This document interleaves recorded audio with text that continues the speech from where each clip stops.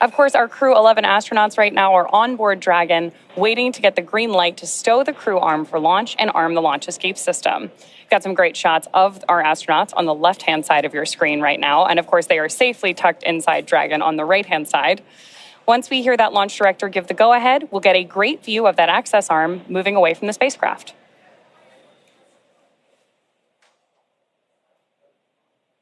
We are going to stand by here and listen in for that final poll and some instructions to our team in that final lead up to liftoff.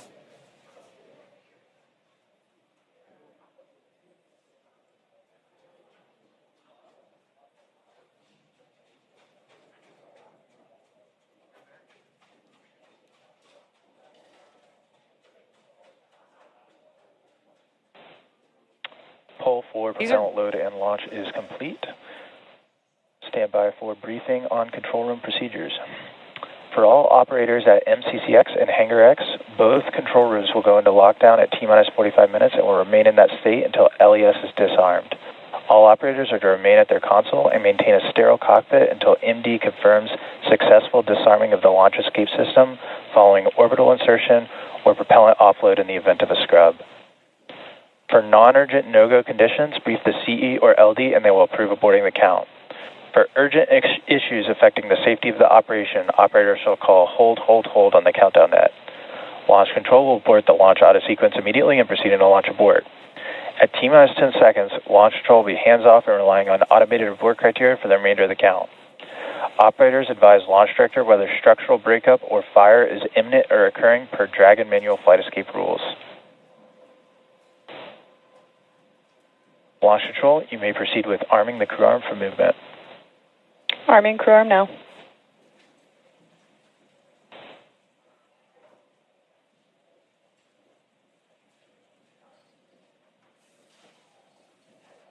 So we just heard those instructions to our team. Again, we're about to see that crew access arm move away from the spacecraft. Crew access arm retraction started.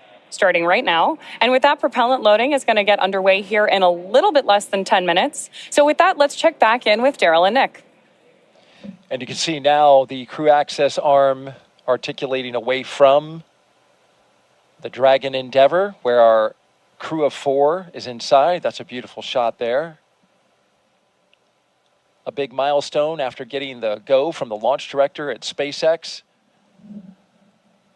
A look from inside the crew access arm now and out over the Space Coast. In this moment in between having the crew access arm rotate away and the arming of the launch escape system, there's a little buffer there where the astronauts will be on their own until that can be armed. And then we start tanking the rocket.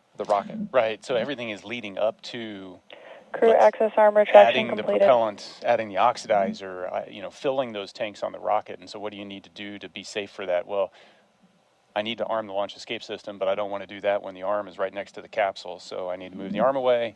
Now I can arm the launch escape system, and then we can start filling the rocket.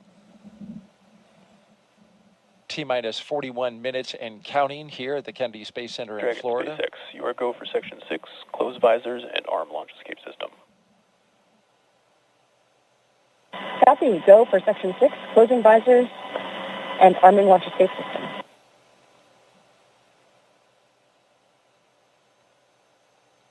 Here's a beautiful shot from our helicopter looking west. You can see the formation of cumulus clouds in the area.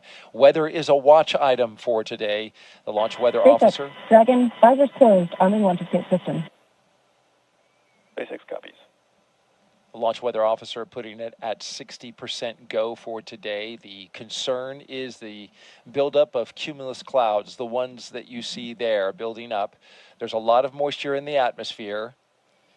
But although you see those clouds around the pad, notice as we start to circle around to the west and look east, clear skies out over the Atlantic Ocean.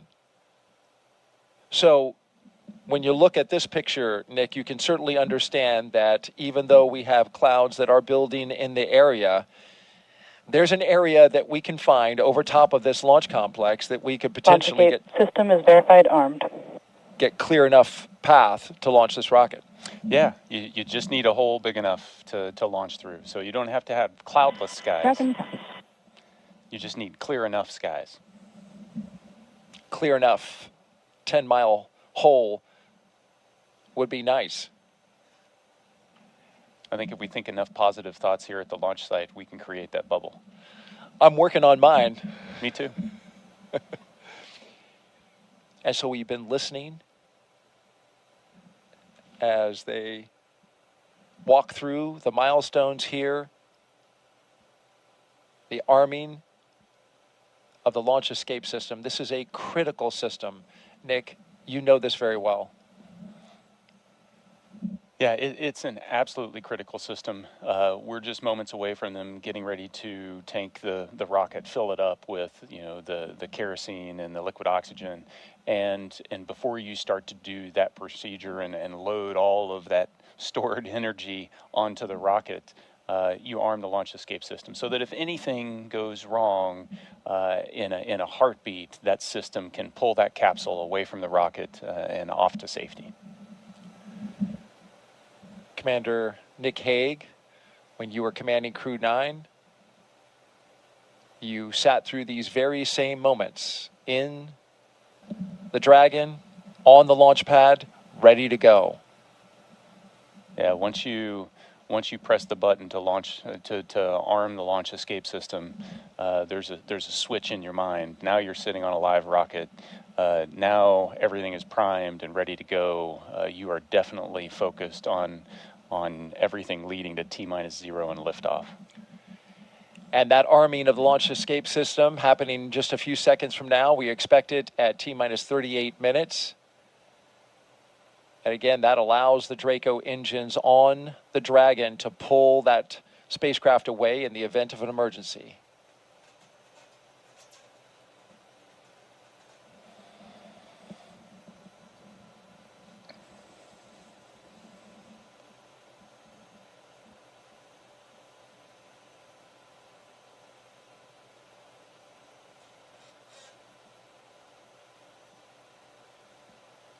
This is a beautiful view. One of the things I love about the way Dragon fills its tanks is being able to watch the frost build up when these cryogenic fuels, when you load them onto the rocket, you're going to see it change color. It's a unique experience for a Falcon.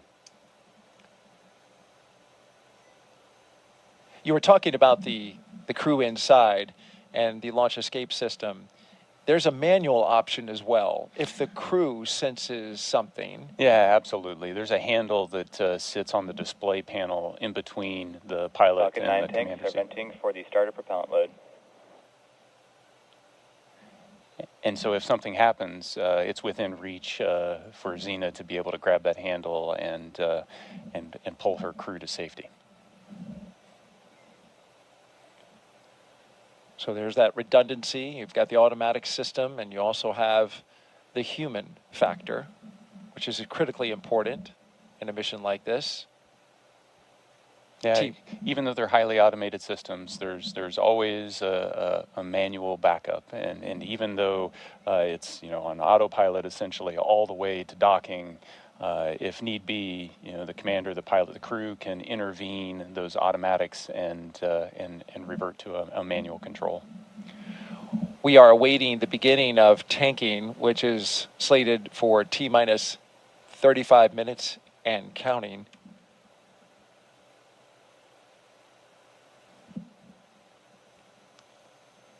You talk about the manual factor. You can also fly this manually, this Dragon Endeavor.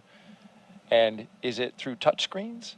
Yeah, the Dragon has a unique interface. It's a touchscreen panel, so once you activate the manual controls, you have a series of virtual buttons on the touchscreen that you can issue commands that would change the attitude or even change the motion of the capsule.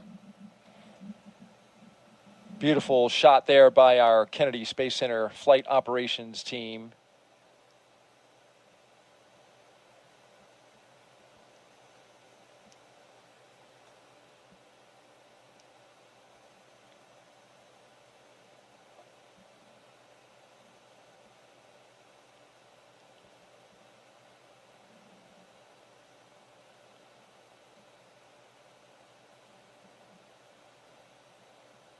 And prop load is The launch auto sequence has started. And there we have the signal that the automatic prop loading sequence is underway. All of this prop load that loads the 4 tanks, the 2 LOX tanks, and the 2 prop tanks sequentially is now being done. It's fully. Yeah, and highly timed, choreographed so that these super cold liquids don't have an opportunity to boil off too much. And you want to top off the tanks and then launch almost immediately.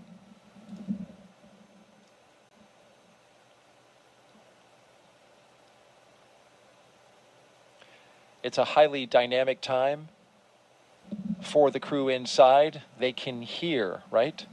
The sound of prop load. You know, now they're starting to feel Falcon 9 come to life. You hear the pumps and the fuels and the liquids move around. You can hear venting. You'll hear some call outs to warn them about venting. So there's sounds now, the sounds of Dragon. It has its personality, and it starts to come out. All right, with that, thank you very much, Nick Hague, NASA astronaut, commander of Crew 9, here with us as our co-host today. We'll send it back out to California and SpaceX. Thanks so much. So as you mentioned, Daryl, propellant loading of both RP-1 and liquid oxygen began at T-minus 35 minutes, and we heard that announcement from Mission Control right on schedule. Weather continues to be our main watch item today, but I'm hearing from our vehicle teams that everything looks good both for Falcon 9 and for Dragon. Next up, at about T-minus 30 minutes, our SpaceX launch director will inform the crew that the loading of cryogenic helium has begun, first on stage 1 and then on stage 2 about 4 minutes later. Stage 2 RP-1 loading should wrap up at T-minus 20 minutes and 30 seconds, and then as we approach T-minus 16 minutes and 30 seconds, so just 4 minutes later again, we should hear the call out that stage 2 liquid oxygen loading has begun. All together, we're going to have about 1 million pounds of fuel on board Falcon 9 by the time we're ready for liftoff. So with all those consumables being loaded on the rocket, at this point, if we have to call a hold for any reason, we will have to stand down and target our backup launch opportunity, which is tomorrow, Saturday, August 2nd at 11:21 a.m. Eastern.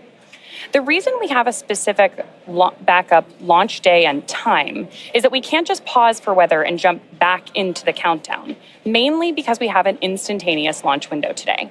Let's dig into that some more and do a little orbital mechanics 101. An instantaneous launch window means we need to launch at exactly the right time, and that's driven by our planned rendezvous point, which is the place that Dragon and the space orbiting the Earth at more than 17,000 miles per hour, and Dragon actually needs to catch up to it. That means we have to deliver Dragon to the correct orbit by timing its trajectory right at the International Space Station, so that they're in the same place in space at the same time. A precise liftoff time is crucial for hitting that rendezvous point. So at this point, if we heard a hold called, we would have to stand down and do many of these processes again, which if you joined us yesterday, we know is what happened with our launch attempt yesterday. And then, of course, we'll be targeting our backup launch opportunity, which is now tomorrow at 11:21 a.m. Eastern. So for now, with everything still looking good, I'm going to hand it back to Soumya and Joseph to talk about West Coast recovery. Soumya?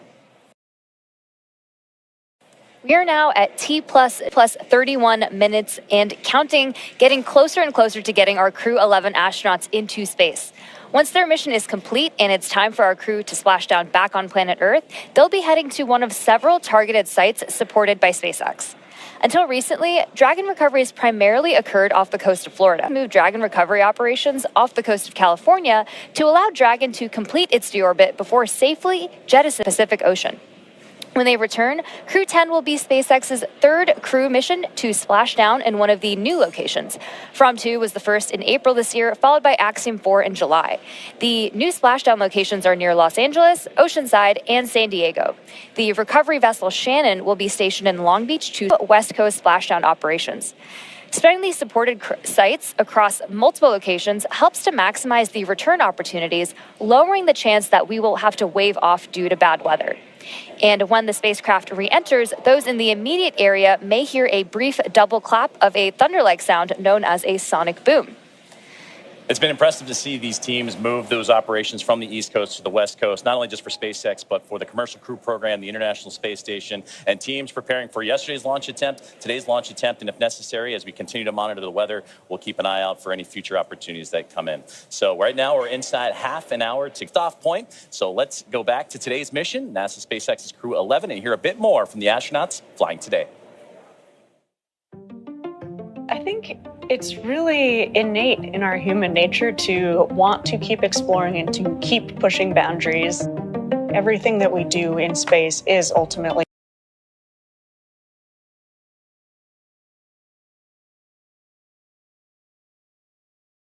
for Earth and for the human species. We are having a lot of good experiments on orbit, making new medicines. That is actually good for everybody. By understanding how to live and work in space like we have with the International Space Station, we can now become a multiplanetary species by having bases on the Moon and bases on Mars. И выполнение полета в космос, на мой взгляд, важно, потому что необходимо человечеству будет двигаться в дальний космос для того, чтобы открывать новые миры, исследовать новые и новые горизонты. For me, it's a really compelling goal to go farther and farther afield in space and pushing our boundaries as a human species that way, learning as we try to go farther. We've been going and living aboard the International Space Station for 25 years. We're ready to make the next steps. We're ready to go to the Moon. We're ready to go to Mars. We're ready to explore the solar system. We understand the effects of what life in space does to the human body. And we need to continue those studies. We need to continue and go to the Moon and Mars, and that's why it's important to go to space. From growing vitamins in space to testing new ways to fight disease, Crew-11 is about to take on some incredible research aboard the International Space Station. First up, Bionutrients 3, the study of how to make essential vitamins and nutrients in space so astronauts can stay healthy on long missions. They'll be testing samples like yogurt, kefir, and a yeast-based drink to see how well they work in microgravity. Next up is Stem Cell XIP-1, which uses space to grow stem cells. These cells can turn into any type of cell in the body and could one day help treat diseases like cancer. Growing them in microgravity may produce more cells and better ones than we can make on Earth. And then there's Genes in Space 12. It's testing phage therapy, which uses viruses that target and kill bacteria. It could be a powerful alternative to antibiotics, especially in space, where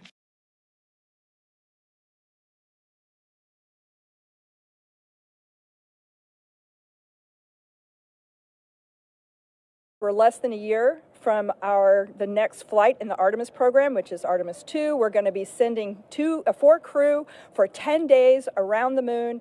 And so we're getting there. The next mission after that will land humans, our crew on the surface of the Moon, first time since 1972, and at the South Pole where we've never been before. And when we think about those missions that we're going to want to spend time on the surface of the Moon or transiting to Mars, we're going to need our crew to be healthy for weeks or months in that transition period, and then be able to perform and execute the science and the exploration when they land in those partial gravity environments. And so it's critically important. We're using the space station, of course, it's a unique laboratory for doing the experiments that Steve's describing, doing things like being able to grow plants that we're going to need for food, so we don't need to bring all of the fresh food with us. Being able to recycle the water for drinking water and other purposes on that journey.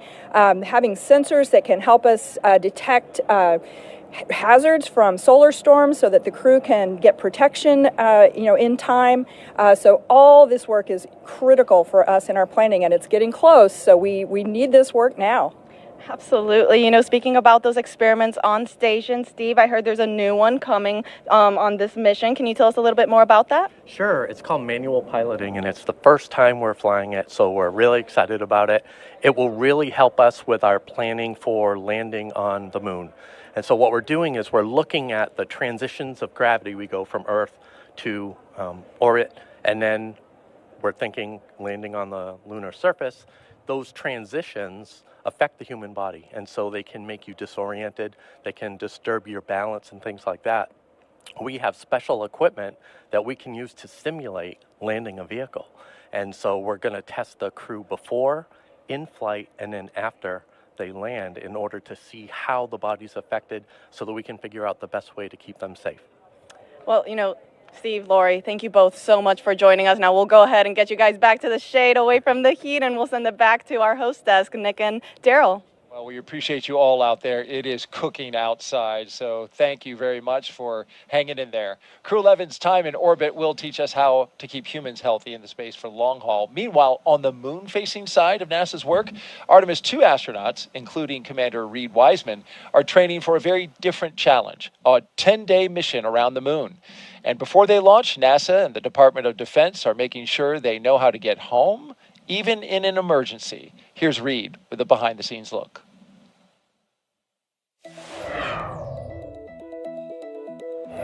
Hi, I'm NASA astronaut Reed Wiseman, commander of Artemis II. I'm here at the Kennedy Space Center in Florida, and as you can see, work is well underway for our next mission to the moon, both on land and off the coast. Back in June, teams with NASA and the Department of Defense used an area of open water off KSC to rehearse procedures for a possible rescue after an ascent abort from the SLS rocket. Instead of using astronauts, they used a set of test mannequins staged inside the crew module test article. A full-scale mock-up of the Orion spacecraft.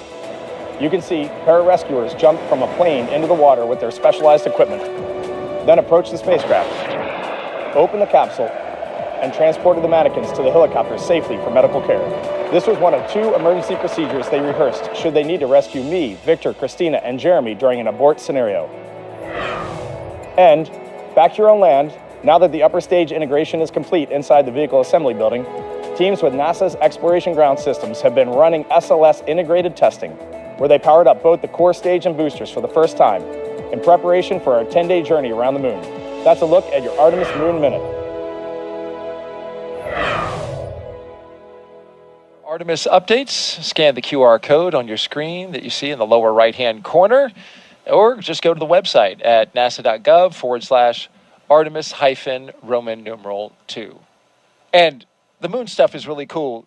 The crew today drove by the VAB. There's a moon rocket inside there, and there's a crew that's training right now to go around the moon early next year. Yeah, and I love that view as they were driving by because it shows just kind of how connected this whole thing is. You've got a Crew-11 getting ready to go to the space station, and a lot of what they're going to do is trying to prove out the things we need to know in order to go to the moon. And at the same time in that frame, you've got Artemis II getting ready in the background, and I'm excited to see, 4 more colleagues go around the moon. 100%. All right, let's head back now to Hawthorne, California.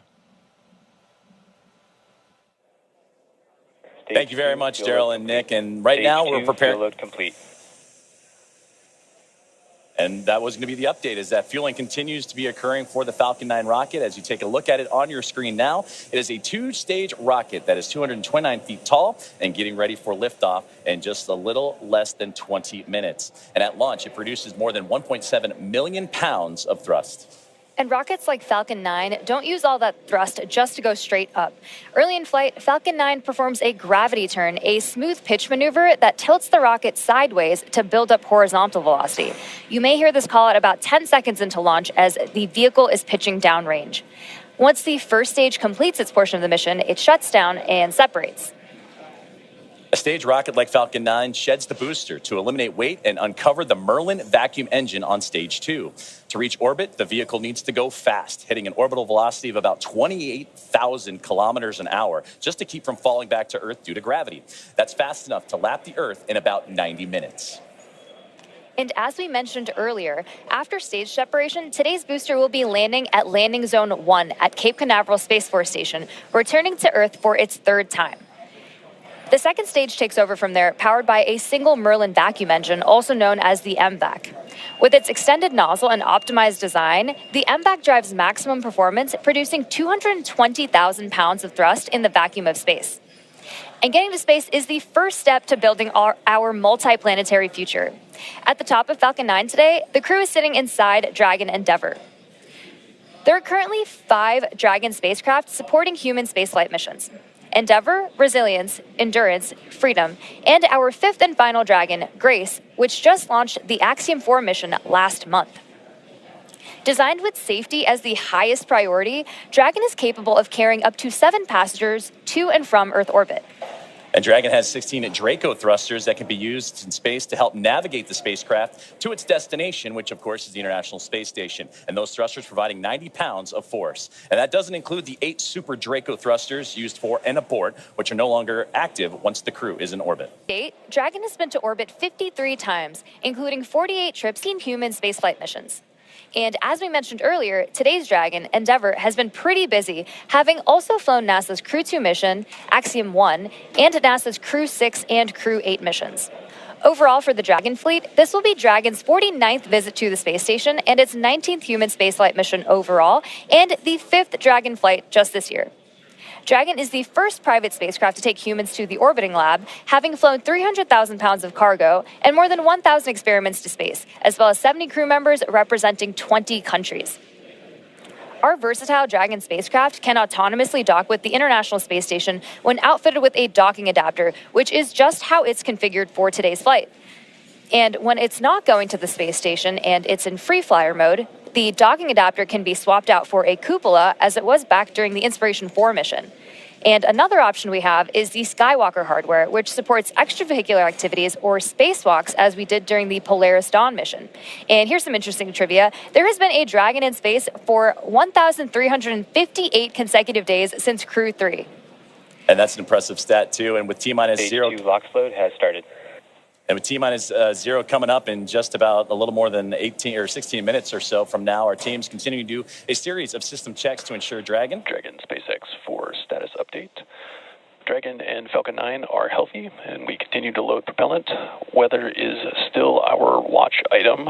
We are seeing some development in the area, so this is going to come down to a matter of time. We're going to keep an eye on it and continue marching towards T0 if we manage to thread the clouds today. Okay, Dragon copies. We've got a healthy rocket. Weather is continuing to develop. We'll keep going until we can. And great communications there between the team on the ground and with Crew-11 on board. And that's exactly what we're keeping an eye on, is not only the tanking of the rocket and that procedures, but also weather. And you heard that update right there. So to continue with the updates and kind of bring us up to speed on what's been going on, let's toss it to our teammate and Ronnie. Thanks so much, Joseph. I can give you a little bit more color than we just heard, but obviously the important things we've heard are that we are still on track for an on-time liftoff today, but we're monitoring lots of different factors as we get closer to liftoff. If everything goes as expected, this is also going to be our last landing at LZ-1 today. So lots of different launch pads, landing sites, staging areas, lots of things in play. But the best news is that both Dragon and Falcon 9 continue to be healthy. You heard us wrap up Stage 2 RP1 loading just after T-minus 20 minutes, and Stage 2 liquid oxygen will begin here at about, or has begun already, excuse me. We've also heard that call out that the launch escape system is armed. Of course, the launch escape system, which we discussed in more detail yesterday, is designed to propel Dragon away from Falcon 9 in the unlikely event of an emergency during launch. We've also heard from the Eastern Range, which is monitoring keep-out zones among other key flight requirements today. They're continuing to report no issues, and they are go to support today's launch, weather depending. So again, as you just heard, weather is a watch item. We're now tracking a % chance of violation at our target liftoff time, with isolated showers in the staging area and some clouds building right over the launch pad. You are actually seeing them continue to grow on your screen right now. For now, though, we are go for the 6th mission of Dragon Endeavor, and I want to hand it back over to Sandra for a status update from Houston. Sandra? Thanks, Ronnie. Back here in the International at NASA's Johnson Space Center in Houston, teams are continuing to work around the clock to monitor activities aboard the orbital outpost. Leading the team inside the room today is NASA Flight Director. The team in Mission Control Houston, the team in Hawthorne, and the astronauts aboard the space station will track the autonomous docking of Dragon Endeavor when they enter joint operations. This will happen when the spacecraft enters the approach ellipsoid, which is the invisible boundary, stretching 4 by 2 by 2 kilometers that helps us monitor all arriving and departing spacecraft. It's essentially the neighborhood of the International Space Station. Once docked, crew members in both Dragon and aboard the International Space Station will perform a series of leak checks, then work to open the spacecraft's hatch for Crew-11 to float into the space station and begin their stay. We anticipate that the hatch will be opened about an hour and a half after docking occurs, and when they enter the orbital outpost, Crew-11 will be greeted by the rest of their Expedition 73 crew and will come together for some opening remarks. For now, that's going to be all for us today here in Mission Control as the anticipation builds for launch in less than 13 minutes now. So how's it looking on the Space Coast, Daryl? Well, Sandra, we wish it was looking better. We've just had a downgrade in the weather forecast from 60% go to only 40% go. The launch weather officer informing us that conditions are ripe, and we have even seen the development of cumulus clouds in the area, some that could trigger lightning if a rocket went through them. So this is a very high watch item at this moment, Nick. Yeah, they're watching it to everybody is focused on crew safety at this point, making sure that we make the right call. But there's a chance, and I'll stay positive. And you've been positive. I appreciate that about you. You've done that throughout the broadcast. Here's a look from our helicine over the spaceport right now. And this is the formation of the clouds that is a concern because it is so humid out right now. And we've got a sea breeze that is flowing over the warm land. It is just creating this convection around the spaceport. In fact, we are also expecting to go into a phase 1 lightning alert, which I hate to say it, but before we scrubbed yesterday, Nick, that phase 1 lightning alert went into effect. So things are starting to stack up against us weather-wise. But nonetheless, it's at this point, because this is a fully automated fueling sequence, it behooves us to just continue to march to see if anything might just clear at the end. Yeah, so there's been nothing that happened up to this point to stop the countdown. So pursue, and if the timing works out and the weather hasn't built to a significant enough level and it's safe to go, then let's go. Absolutely, and it is an instantaneous window. So we are launching at 11:43 and 42 seconds. So it is literally the weather at that second that matters. And that's where we hope to see some type of positivity in that moment. But it's certainly something that all eyes are on around the Space Coast to see if this rocket is going to go today. In just about 20 seconds, we are going to hear Hardman, and she's going to say some words, Nick. She has some moving things to say.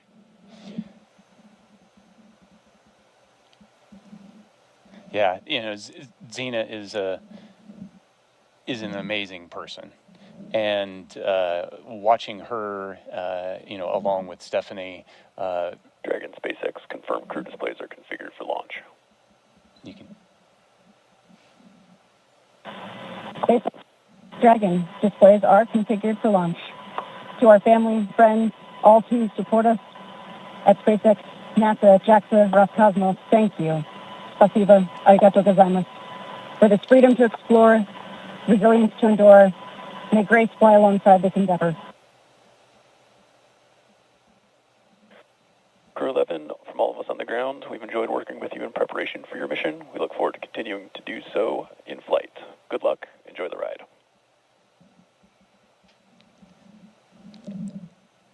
Yeah, and Xena, hitting the tone I would expect her to do. She is the consummate professional. Big message of thank you. Yeah. The gratitude, the team focus, freedom, resilience. These are big themes. These are things that are important to her. And some great words from her. Let's send it now back out to our commentary team for the countdown, Joseph and Samya. Take it away. Thank you, Daryl. Thank you, Nick. And that was beautiful what Xena had to say and reflecting on family and friends, but also that great shot you saw in that 2-box. That was from the International Space Station, that view as the space station actually going right over Florida and the Cape. So it's not just those on the ground that are excited. It's their teammates aboard the orbiting laboratory as well. Well, we're closing in on launch, 8.5 minutes away. It'll be about a 9-minute ride to orbit, which is around the time of the second stage cutoff. Dragon and the second stage will continue to coast for a few minutes after that, and then prior to separation. You'll be hearing hearing some performance calls as we get into the final countdown and then after liftoff. These are SpaceX flight controllers reporting on trajectory, speed, booster, and performance, and the key milestones, but there are some other calls that you'll hear well after liftoff. The crew will report out a few number and letter combinations, which mark different abort zones throughout the flight uphill and up the eastern seaboard. The first two, 1A and 1B, those are abort modes available while the first stage is firing. Now, the second are 2A through 2E. Those will come into play once the second stage kicks in, and then though we'll only hear the 2A call out from the team. Diverting a little bit from that naming system, you'll also hear the call Shannon, Ireland. This call means the crew could target off the coast of Ireland if they needed to abort late in that second stage burn.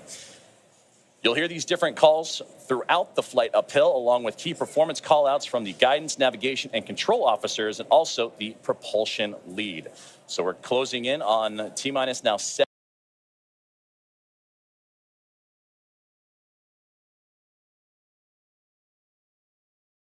minutes, and we continue to keep an eye on the weather. One of the next callouts we're listening for is that stage 1 engine chill has started. That's coming up in just a few seconds. And that is a key process that prepares the engines for flight. Engine chill has started. Right on time. Right now, propellant in the tanks is isolated from the engines, but we'll open the engine pre-valves and start trickling some liquid oxygen through the Merlin engine pumps, chilling the engines for the start sequence. We do this because the super chilled and densified liquid oxygen is really, really cold, and we use this process to bring the engine hardware down to a cooler temperature before flowing all of the LOX and propellant into it during flight. At liftoff, Falcon 9 is consuming 700 gallons of fuel per second, so engine chill helps us to prevent thermal shock and ensures nominal engine performance. Stage 1 RP1 fuel load complete. Right on time.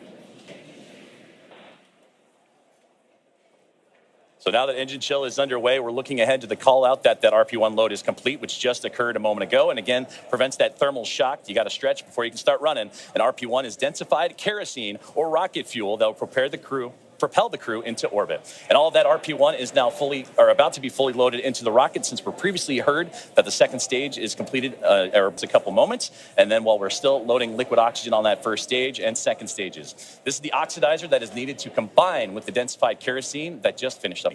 The RP1 liquid propellant needs an oxidizer to combine with everything in order to ignite. Coming up at the 5-minute mark, we'll hear the call for Dragon to configure for terminal count and then transition over to into internal power. And that should be happening in about a little less than 30 seconds from now as we continue to close in on that T-0 mark.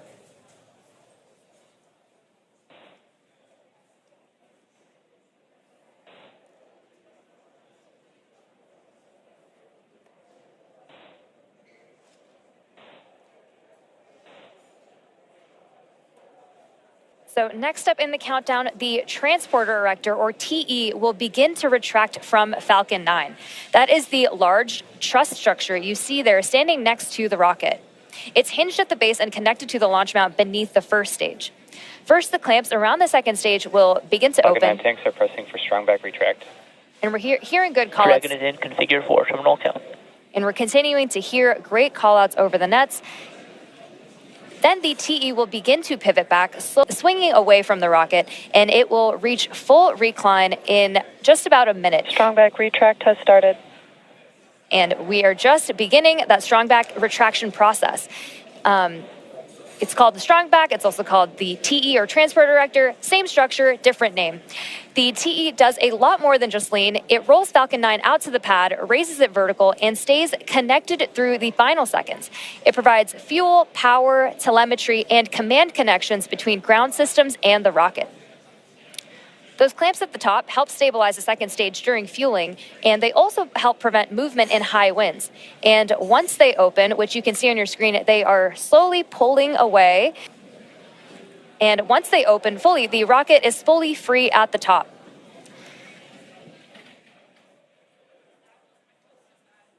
Propellant continues to be loaded late here in the countdown as we're approaching at 3 minutes and 30 seconds. We're continuing to keep on spilling off it as well, but approaching the T-3 minute mark, and that's when Stage 1 LOX load complete.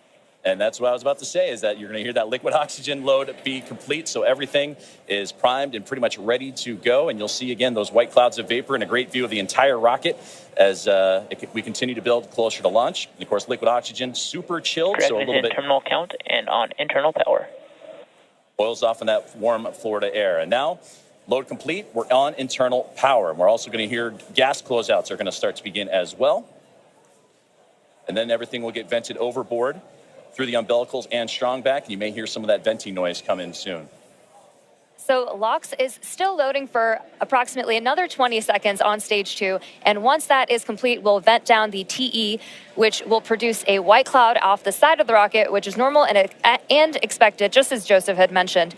And once LOX load is fully complete, that will mean that there are 1 million pounds of propellant loaded onto Falcon 9, which will be RP1 and liquid oxygen. So that call out coming up. Stage 2, LOX load complete. Right there. So we just heard that confirmation of stage 2 liquid oxygen now complete, as we are now 1 minute and 50 seconds away from launch. We'll also hear that the gas closeouts have started, so we can expect cloud venting. Is it auto idle? You heard the call for auto idle. That puts the rocket in a state that the flight computers understand before it takes over, making sure that transition to the final countdown is smooth and that all flight computers on board are in sync. Ground gas closeouts, expect loud venting. Configured for launch, and there's the closeouts we've been talking about and the venting that will be shortly followed.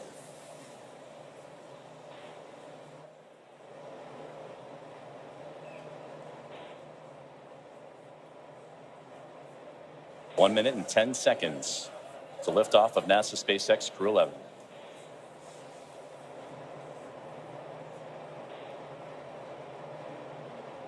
FTS is armed, Falcon 9 is in startup and is now controlling.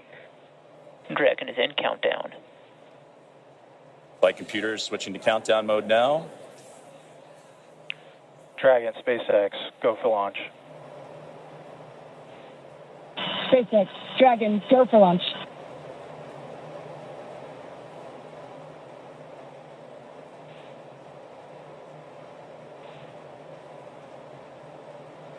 Seconds.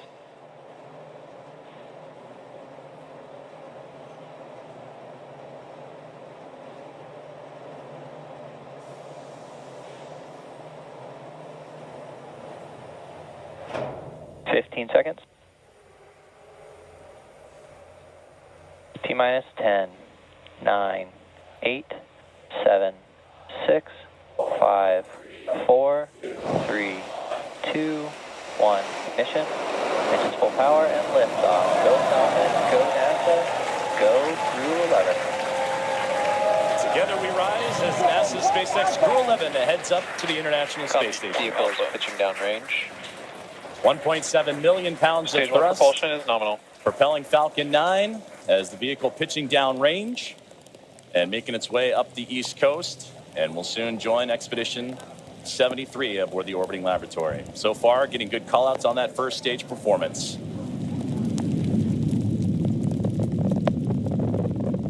We are now T plus 35 seconds into the Crew-11 mission on board Dragon and Falcon 9. The Falcon 9 engines Stage 1 throttle down. Are throttling down to help Power and telemetry are nominal. To help pass through the period of max Q, or maximum aerodynamic pressure on the vehicle during ascent. Max Q. We just had max Q right there. Falcon 9 is supersonic.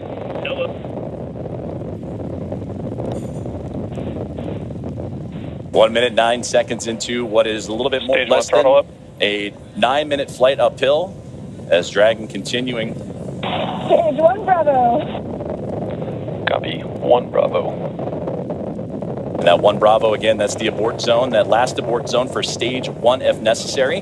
The crew already pulling over 2 Gs. And next, we're going to have a couple of events happen in rapid succession. We'll be getting ready for the second stage to warm up and have the second stage embark chill. And then we'll also have MECA, or main engine cutoff, where the 9 engines on the first stage will cut off ahead of the first and second stages. Will then be separating from one another. And then the steam engine on the second stage will ignite and continue to carry Crew-11 to orbit, while the first stage begins its journey back to Earth, as we're now 1 minute and 56 seconds into today's flight. The 9 Merlin engines are starting to throttle down and are standing by for MECA, or main engine cutoff. Embark chill has started. And we just heard that call out for back chill. And coming up in under 20 seconds, we have 5 events happening back to back. MECA. Stage 1 throttle down. stage separation, stage 1 flip, SES-1, and the start of boost back burn. It's going to be pretty quick, so keep a close eye on the action and the mission event Main engine cutoff. tracker at the bottom of your screen. Main engine cutoff. Stage 2 Alpha. Stage separation confirmed. 2 Alpha. Embark ignition. And there you see stage 1 pulling away, ignition of the lone Merlin vacuum engine for stage 2. And again, those happening in quick succession as we continue to get great views of that Florida coastline and the eastern seaboard there as Crew-11 continuing its path to orbit, now approaching 3 minutes into today's flight. Still a little ways to go, about 6 minutes left as they continue to climb their way up and eventually track down the International Space Station. And there, great see, you see the Merlin vacuum engine, the second stage on the right-hand side, and great views of the first stage that's making its return to Earth on the left. About 5.5 minutes of powered flight remaining as we continue to monitor the progress of both vehicles, stage 2 and Crew-11, making the climb uphill, and stage 1 looking to land again at landing zone 1, the last landing at that location for this Falcon 9 booster.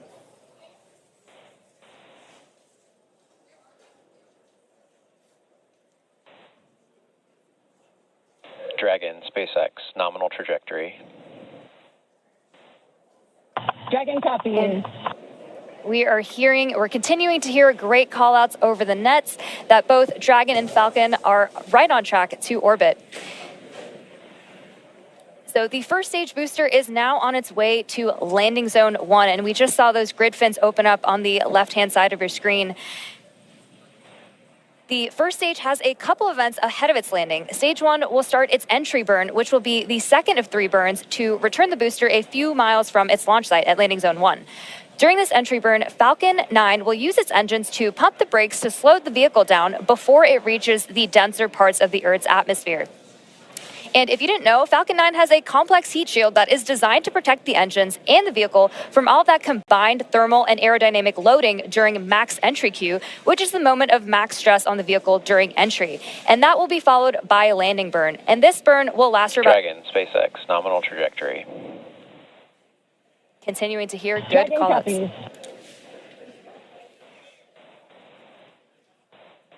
Great performance calls continue as we're now 5 minutes into today's flight.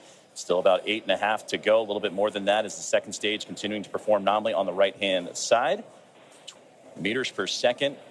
Crew-11 cruising into the upper echelons of the Earth's atmosphere while we continue to monitor the second stage on that left-hand side. And we'll also get continued guidance and navigation call-outs from the control officers here in SpaceX. Dragon is pointed in the right direction and continuing its flight. And again, that second stage going to continue firing until close to that 9-minute mark into flight and accelerating Dragon to more than 17,000 miles per hour and placing the crew in orbit. And you'll hear good orbital insertion would be that call out. There's the single Merlin vacuum engine that can produce over 220,000 SpaceX, nominal trajectory. Pounds of thrust on that nominal trajectory you're hearing right now. Copies. And into the vacuum of space. Now approaching 6 minutes into today's flight, about 2 minutes and 40 plus seconds remaining. We are coming up on the entry burn, which is just under 30 seconds from now. And so you'll see the first stage's center Merlin engine reignite as it comes back down to Earth. And after that, we will be approaching. Entry burn startup. And there's the beginning of entry burn right there. Again, this is the second of 3 burns to return the booster to landing zone 1. Burn shutdown. We just made it through entry burn. And you're getting some great views, too, on that stage 1's return to the Florida coastline. Again, landing at landing zone 1. While on the right-hand side, the second stage. And that Merlin vacuum engine continuing to propel Crew-11. Dragon, SpaceX, nominal trajectory. Into orbit. And Dragon copies. And again, great. And now with about 2 minutes left of a powered flight remaining, still receiving those great calls from the crew on the ground, and we're getting those relays from Crew-11 Commander Zena Carter. Stage 1 transonic. We are now very quickly approaching the start of our landing burn, where 3 engines, engines 1, 5, and 9, will relight to help slow the vehicle down just before it touches down on landing zone 1. We should hopefully have some great tracking shots of that. Stage 1 landing burn. Stage 2 FTS has saved. Stage 1 landing leg deploy.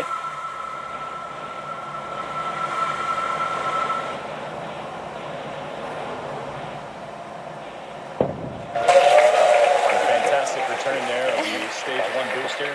Just completing our final planned landing at LV1.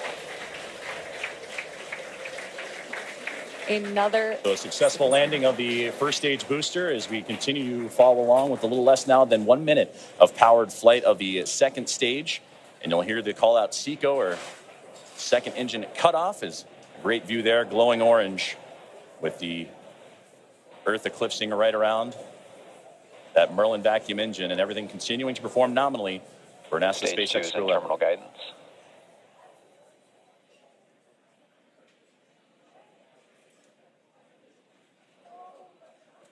About 20 more seconds remaining of powered flight, and we'll get those call-outs here shortly as everything continuing.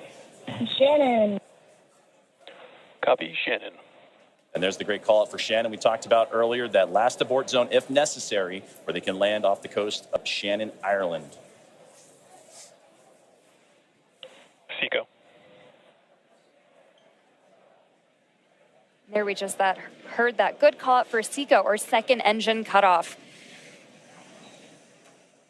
Coming up next will be stage separation. Dragon, SpaceX, nominal orbit insertion.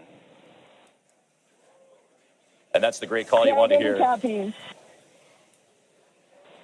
Launch escape system disarmed. A good look inside the trunk there as you're looking for that separation, but you wanted to hear that nominal orbital insertion as Crew-11 now has reached microgravity. So now we'll continue to coast for a little bit after SECO to allow rates and motion from the burn to settle out. Right now we have a great view on our screen of the Dragon heat shield, actually, which is made up of similar materials. And there we have that Dragon and stage 2 separation as we see Dragon coast into its orbit. And a wonderful view there is Dragon Endeavour with Crew-11 on board. Safe. Dragon separation confirmed. And safe and... Dragon, Chief Engineer on Dragon to ground. Zena, Mike, Kimya, Oleg, welcome to orbit. On behalf of the entire Falcon team, we thank you for flying with Falcon today and wish you a great mission. Dragon will take you from here. Over to Launch Director for a few words. On behalf of the launch team, it's been an absolute honor working with you towards launch today. We wish you well on the rest of your mission, and we will be awaiting your safe return. Godspeed Endeavour, Godspeed Crew-11, and thanks for flying SpaceX.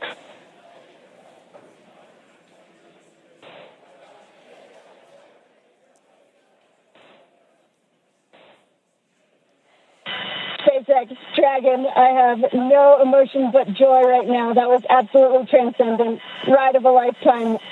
Thank you. This has been an incredible honor. And it's my privilege now to pass us along to Mike with some additional words. Boy, it's great to be back in orbit again. Thank you to SpaceX and NASA to get us here. What a ride. And Zena and Oleg, let me be the second to welcome you to your first orbit around beautiful planet Earth. Kimya-san, Okayeri Nasai, welcome back. And to the ISS Expedition 73 team, the crew on board and our friends in MCC, we're on our way. Over to you, Kimya-san.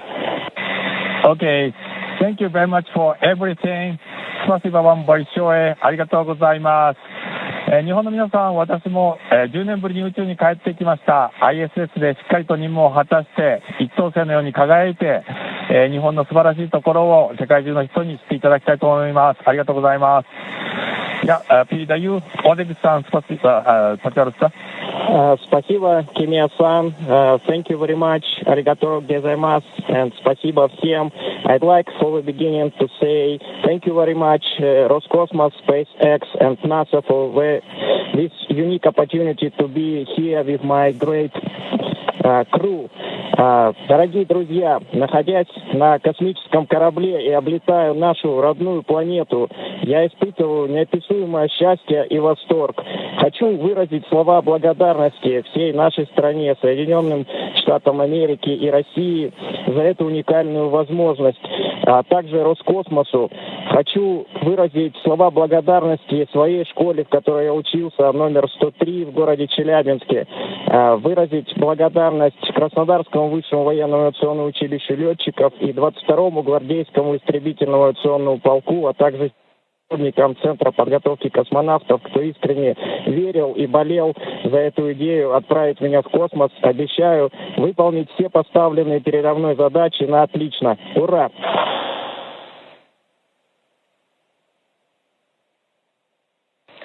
Crew-11, we copy all of your words. We are very excited for you to have reached orbit, and we will now proceed with getting you to the International Space Station. You have approximately 3 minutes left in this ground station pass if you'd like to introduce your zero-G indicator.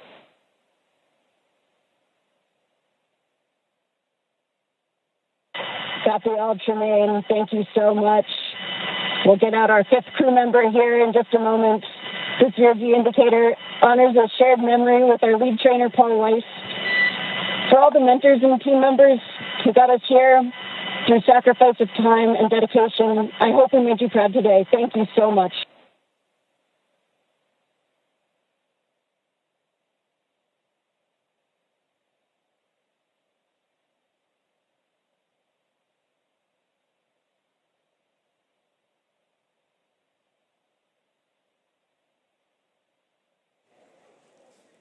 Some great words there from all 4 members of Crew-11 and the astronauts and cosmonauts, all that cadre. They're well on their way to the final destination, which they have about a 16-hour ride to do so, and the phasing to ultimately the International Space Station, where they will turn that group into a full group of 11. So only fitting for Crew-11. SpaceX activation, we've had nominal dehumidifier activation and service section Draco checkouts.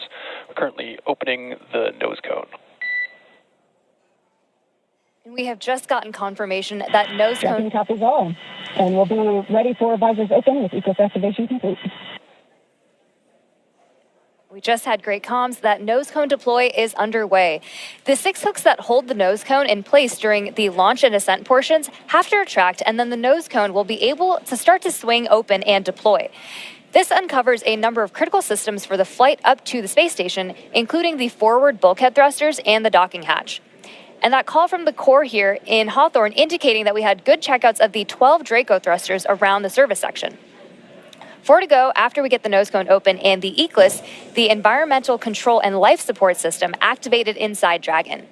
Soon the crew will be able to get their visors open and get out of their suits and settle in for their ride to the space station. And we'll continue to get those call outs and hear about the nose cone again. Right now, currently opening. The hooks have been opening, and then we're doing so during the great words from the crew. So we'll continue to monitor and waiting as the nose cone is deploying at the moment. And we'll wait for that final confirmation that it is open. And Crew-11 can continue its journey on as we await those last few moments here as nose cone deployment currently underway. And a great view of Dragon as it went up the eastern seaboard, and we had a view for a moment there is again passing over ground stations, and that's what provides us the great views that you've been seeing throughout today's broadcast inside the Dragon spacecraft. And there's a great look at that single Merlin vacuum engine that helped propel Crew-11 into orbit, and a great view of looking outward across the arch of the Earth.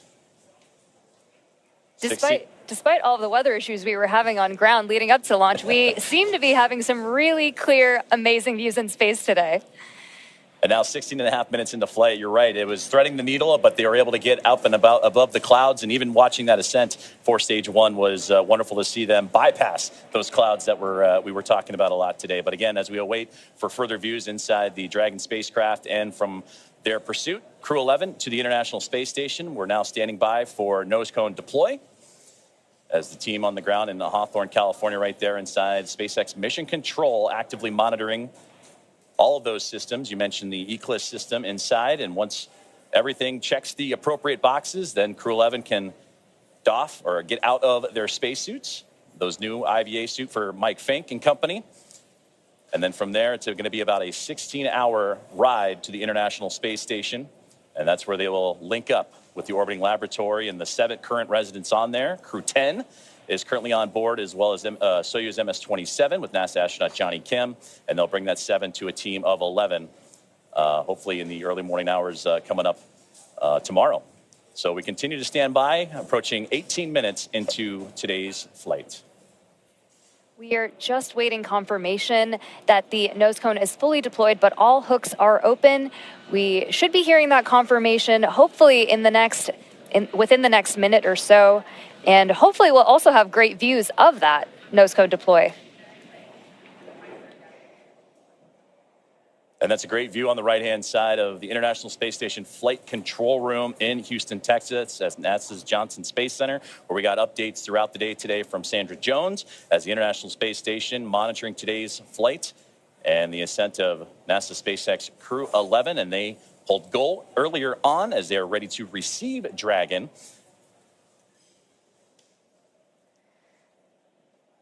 And we just received confirmation that the nose cone has completely opened and deployed. So great news, as again, all those checkouts continuing to happen for Crew-11 after a successful on-time liftoff today. And they were able to get past the clouds, the weather that we've been monitoring, and a successful first stage and second stage performance to propel them into orbit. Crew-11 is comprised of NASA astronauts Zena Cardman and Mike Fink, along with JAXA astronaut Kimia Ewing and Roscosmos cosmonaut Oleg Platonov. And they are now safely in orbit following that approximately 9-minute ride after liftoff today from NASA's Kennedy Space Center in Florida. The crew now, as mentioned, has a little bit about a 16-hour journey before they reach their destination. Dragon SpaceX, we see a nominal nose cone opening at TCS and forward bulkhead. Great call out right there. Dragon copies all. Good news.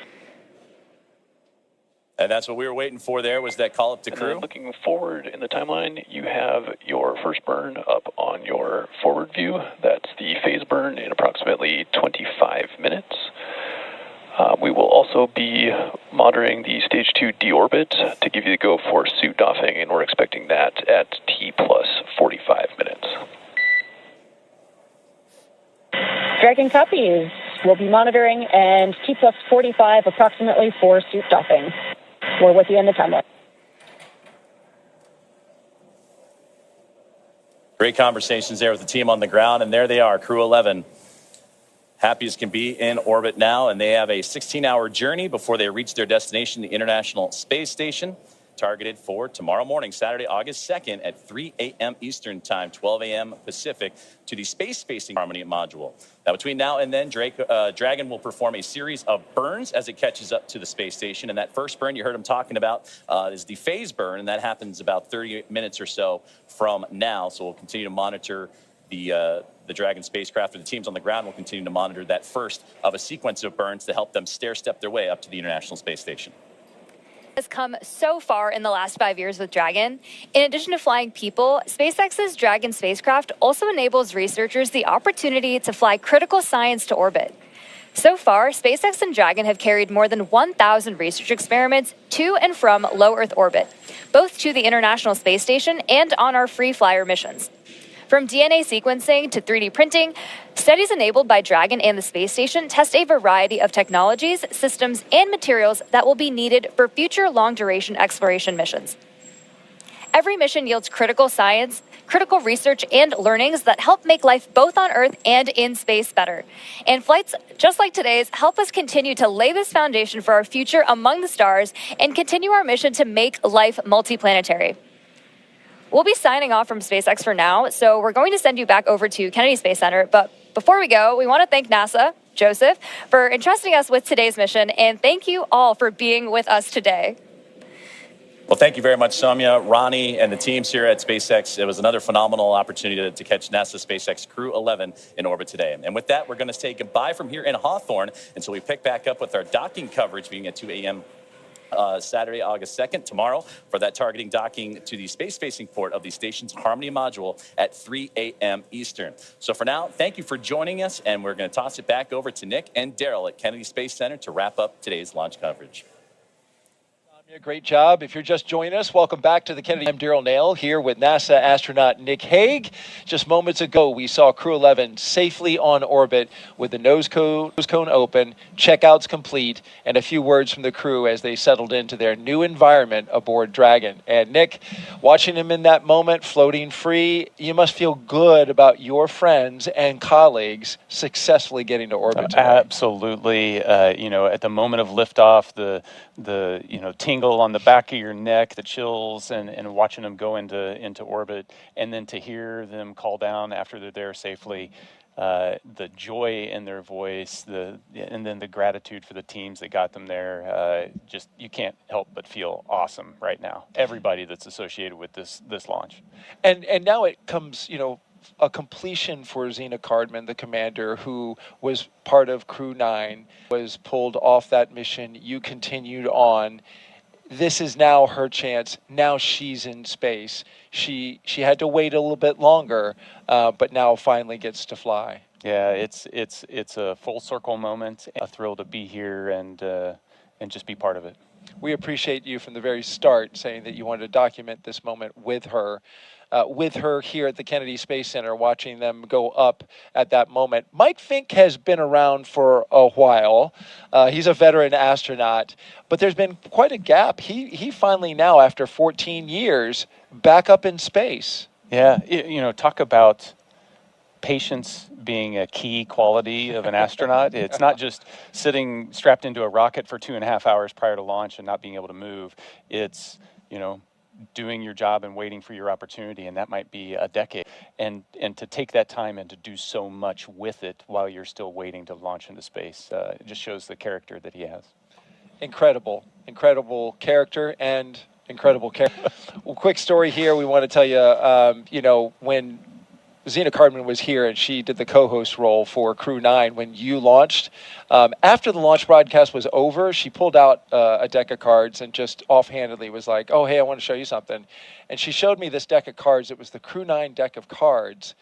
And she had hand-drawn the portraitures of each of the Crew-9 members, which included you, and she was on it, though she didn't get to fly. It was the card deck that you used when you played to get rid of your bad luck. Yeah, in the suit-up room, Right. And so I'm like, you hand drew these? I was super impressed. So, of course, fast forward to recently, you walk in the pre-production meeting and you're like, hey, Zena wants to have this deck of cards. It's the Crew-11 deck of cards, and we want to show them to you now. And she redrew her crew. And we want to show those to you. Hold that up. She's an amazing artist. All the crew members each got a face card. So she's on there, Oleg's on there, Mike and Kim and Kimya. And here they are. She hand drew this. We have a close-up of this shot. We want to show you so you can get a real full appreciation. Hand-drawn portraitures by Zena Cardman, the commander. You talk about many talents. Just another